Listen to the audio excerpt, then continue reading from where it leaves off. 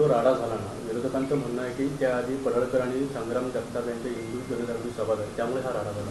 बघा, हिंदू जनजागृती सभा हे सकल हिंदू समाजाच्या माध्यमातून आयोजित केले जातात. त्या समाजामध्ये हिंदू समाजाच्या बाजू मांडली जाते. कुठलाही दुसऱ्या धर्माचा द्वेष केला जात नाही.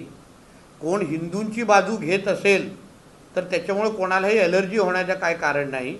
हिंदू सकल मोर्चाच्या माध्यमातून अगर जिहादच्या विरोधात कोण आवाज उचलत असेल, हिंदू समाजाच्यावर अन्याय होणाऱ्याच्या विरोधात कोण आवाज उचलत असेल तर त्याच्या विरुद्ध बोलण्याची कोण हिंमत पण करू नये. आत्तापर्यंत सिद्ध एवढंच झालं आहे की दंगल करणारे, आतंकवाद करणारे हे कधीच हिंदू नसतात. जे तुम्हाला मालेगाव केसमध्ये पण सिद्ध झालं आहे, यवतमध्ये पण तेच आहे. दंगल करणाऱ्यांनाचा आणि आतंकवाद करणाऱ्याचा एकच रंग आहे, तो हिरवा असतो. आणि म्हणून त्या सगळ्याच्या विरोधात अगर हिंदूंचं हित आणि हिंदूंची बाजू मांडण्यासाठी अगर आमचे पडळकरजी असो, आमचे संग्राम जगताप असो किंवा आमचे हिंदुत्ववादी कार्यकर्ते अगर एकत्र येऊन हिंदू समाजाला अगर ताकद देत असतील तर त्याला माझा पाठिंबाच आहे. कारखान्याचा संचालक म्हणून सरळ काम तर सगळेच करतात, पण एखादं वाकडं काम करून जर नियमात बसतो त्याची जर लोक नोंद ठेवतात असं वक्तव्य आपले कृषी मंत्री दत्तात्रय भरणे. मला माहीत नाही, मी त्यांचं स्टेटमेंट ऐकलं नाही आहे म्हणून मी बोलू पण शकणार नाही. पण त्यांना माझ्या शुभेच्छा आहेत.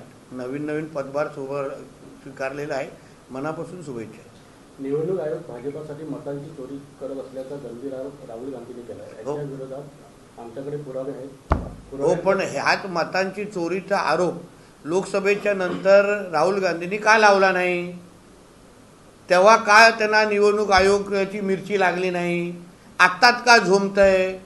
जेव्हा एक एक राज्य हातातून निघून जात आहे आणि येणाऱ्या राज्यामध्ये पण भारतीय जनता पक्षाने एनडीएचंच सरकार येणार आहे आणि त्याची भीती असल्यामुळे ह्या पद्धतीने निवडणूक आयोगावर शेमड्यासारखा आरोप करायचे. पण लोकसभा झाली किंबहुना कर्नाटक निवडणुकीनंतर, तेलंगणा निवडणुकीनंतर का लावलं नाही निवडणूक आयोगावर आरोप?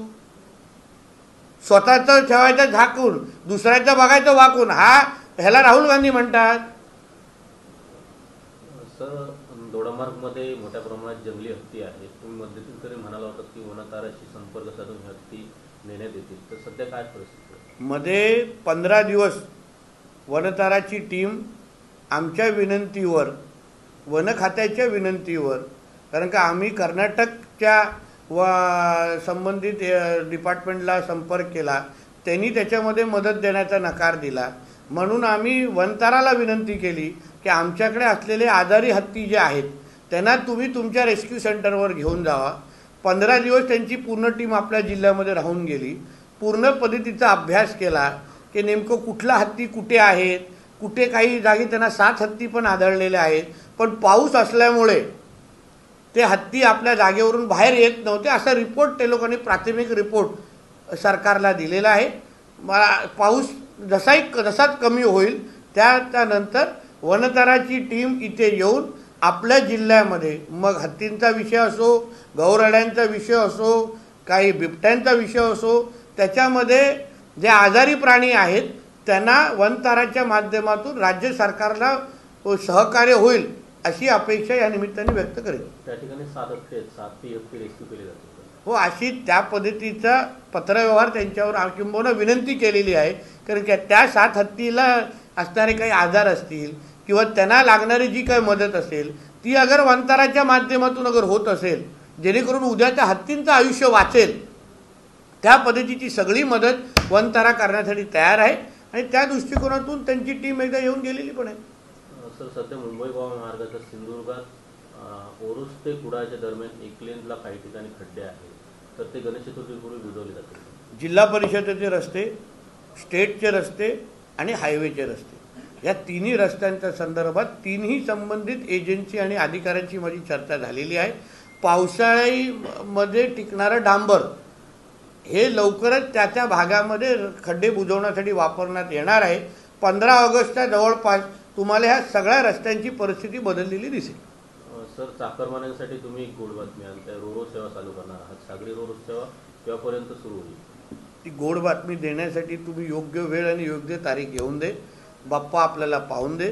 आता केंद्र सरकारचे लोक सुरक्षेच्या दृष्टिकोनातून काही तपास करत आहेत, काही चेक चालू आहेत त्यांचे. एकदा त्यांनी आम्हाला ग्रीन सिग्नल दिले तर मग लवकरच तुम्हाला चाकरमानी समुद्राच्या मार्गे आपल्या सिंधुदुर्गात येत असताना दिसतील. संजय राऊत असं म्हणतात, विधानसभा अध्यक्ष 3 पक्ष बदलून त्या खुर्चीवर बसले आहेत, त्यांना पक्षासंदर्भात कायद्याचं काही महत्त्व कळणार नाही संजय राऊत. पण संजय राऊतचा मालक पण तर हिंदुत्वाची गद्दारी घेऊन आज काँग्रेसबरोबर आणि शरद पवारांच्या पक्षाबरोबर आहे ना. मग तो कसं हिंदुत्वाच्या बद्दल बोलू शकतो? जे नियम ते दुसऱ्यांना लावतात ते स्वतःच्या मालकाला पण लागतो हे संजय राऊत विसरून गेला. आणि हाच विधानसभेचे अध्यक्ष हे आदित्य ठाकरेला त्यांनी कायदा शिकवलेला आहे. मालकाच्या मुलाबद्दल विचार करून तर अध्यक्षांवर आमच्या टीका करावी. सर, तत्कालीन मालेगाव स्फोटाचे प्रमुख तपासी अधिकारी परमवीर सिंग यांनी RSS प्रमुख मोहन भागवत यांना धरून आणण्याचे आदेश दिले असा दावा केला. अशी माहिती संबंधित व्यक्तींनी केलेली आहे अशी कालपासून आपण पाहतोय. मला असं वाटतं ह्या बाबतीमध्ये संबंधित खातं किंवा तपास यंत्रणा असो, पोलीस खातं असो, याची दखल घेईल आणि योग्य ती कारवाई करेल.